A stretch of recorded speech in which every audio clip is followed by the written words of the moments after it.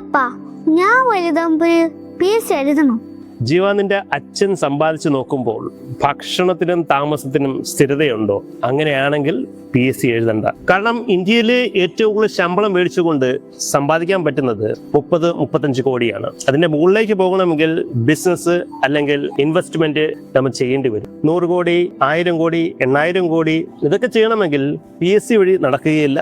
Business അല്ലെങ്കിൽ investment ഇതായിരിക്കും option. ഇനി PSCയിലേക്ക് വന്നാൽ ഒരു വർഷം 30,000 അല്ലെങ്കിൽ 35,000 ഒഴിവുകൾ വരുന്നതിൽ ഏകദേശം അപ്ലൈ ചെയ്യുന്നത് 15-നും 20 ലക്ഷത്തിനും ഇടയിലുള്ള ഉദ്യോഗാർത്ഥികളാണ്.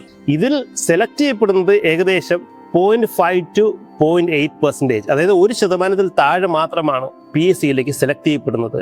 അപ്പോൾ നമ്മൾ ഒരു ലോട്ടറി എടുക്കുന്നത് 1000 രൂപ അടിക്കാനുള്ള ചാൻസ് ഏകദേശം നോക്കുകയാണെങ്കിൽ 5% അല്ലെങ്കിൽ 9% അതിൻ്റെ ഇടയ്ക്കാണ്. പിന്നെ ആശ്വസിക്കാവുന്നത് ഈ 15-20 ലക്ഷം പേര് എഴുതുന്നത് അതിൽ ഏകദേശം 20 അല്ലെങ്കിൽ 30% അത്ര പേർ മാത്രമേ തന്നെ പ്രാക്ടീസ് ചെയ്ത് പഠിച്ചിട്ട് കഠിനാധ്വാനം ചെയ്ത് എഴുതുന്നത് 30% അകത്ത് മാത്രമേ ഉള്ളൂ.